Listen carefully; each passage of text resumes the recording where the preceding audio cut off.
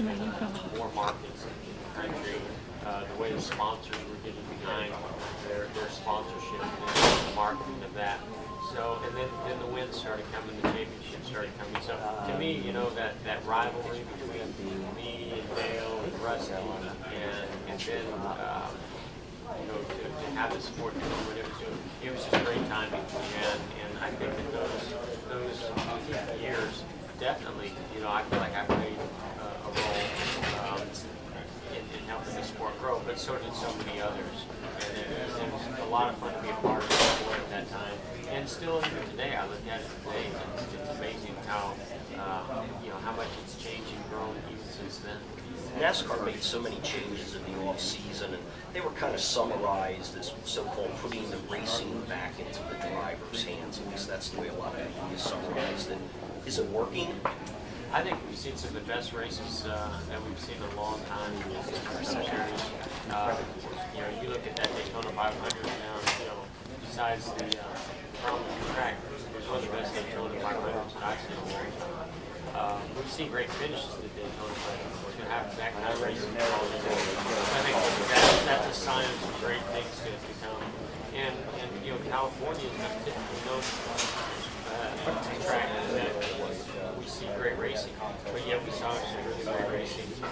I think it's right now it's a combination of some of the rule changes that NASCAR's implemented, you know, some of the things that they've talked to the teams and drivers about, sort of letting the runs come off.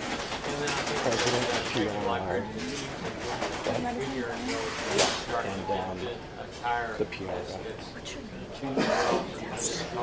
that's that allows them to put more grip in the tire but have more fall on. And I think that's allowing us to have some great results. Is there any chance that these rule changes have made the racing more dangerous?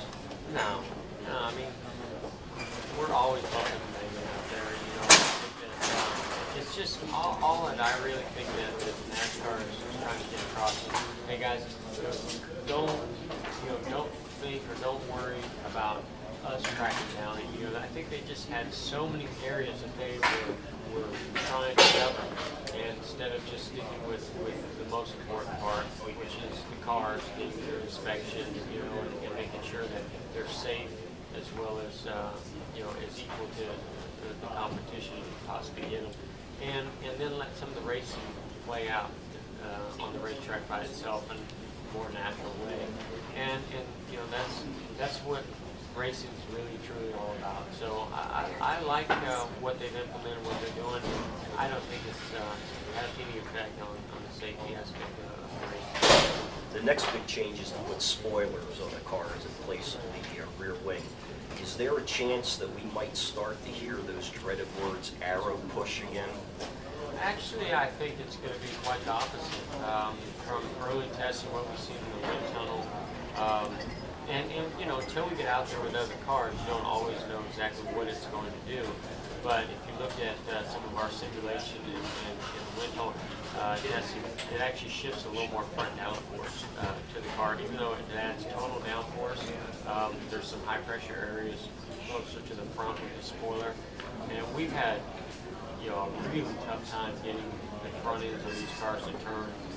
We've had a lot of arrow push with this car, and so we need more front downforce. So I think it's only going to be a positive thing. But the scary part about it, from a mechanical and technical side of it, is we don't know how much of a shift in balance there's really going to be. And we might have worked all winter long to get our car to turn better, and we get this shift in downforce and balance, and all of a sudden our cars are really loose. So, you know, that's some of the things that we're going to be really battling through after we go and test. We got a test in Talladega coming up, but the one in Charlotte is probably the most important one for us to learn information. Now you're in Phoenix to help promote the April 10th Subway Fresh Fit 600, and I have to emphasize 600 because it's reversing the trend at a lot of other tracks. The race distance actually has been increased in order to guarantee the finish does come at night, but that does present the issue where you've talked about a lot about this over the years. Is that a concern with the earlier starting time? I won a contest to meet Jeff Gordon from PR. This is such a short race in the passing 500 kilometers, that it's a race that it's okay if it's a little bit longer. You know, it's a 1 mile racetrack. We see a lot of green flag runs. It goes by pretty quick, and we've seen some fuel mileage issues come into place since we've had the smaller fuel cells implemented. So I think it's a good thing just in general, whether we were going into night or not, to add some laps in this race. But the fact that it is going to end under the lights at night, I think it's fantastic. I think it's going to be the best of both worlds for the competitors as well as for the fans. I certainly love racing under the lights. You know, we won this race at night a couple of years ago, and so can't wait to. And the sun is going to be an issue. You know, we're in the desert. We're in Arizona, and the way that this track is laid out, you definitely get a lot of sun down that front straightaway. But that'll just be another one of the challenges on the track, and we'll get just fine. Last question for Jeff Gordon. It was popular in the last couple of years to talk about that you might only be driving another year or two. Now, in recent weeks, there have been stories that you think you might drive longer than you had originally thought. Set the record straight for us. What are your plans? Set the record straight. It's 5 years ago I said what I meant what I said, and things changed. You know, I really, you never know how things are going to go in your career. I've had an amazing career, and like I said, I don't really have anything else out there that's something that I have to accomplish. But what I've realized is, as I start a family, you know, and have my daughter Ella, who's almost 3, and we're getting ready to have our second. It motivates me to want to continue to be out there and be competitive for them, you know, as much of myself as it is for them. You know, I've just realized a lot about myself over the last few years, that how much I love being out there and being, you know, competitive, and the fact that, you know, we haven't been able to win a championship is a little frustrating, but it's also something that's made me work a lot harder as a driver, work with the team a lot harder. That it is a new goal of ours. You know, I want to win the 5th championship, and I'd like to do it before Jimmy Jones. He's making it tough.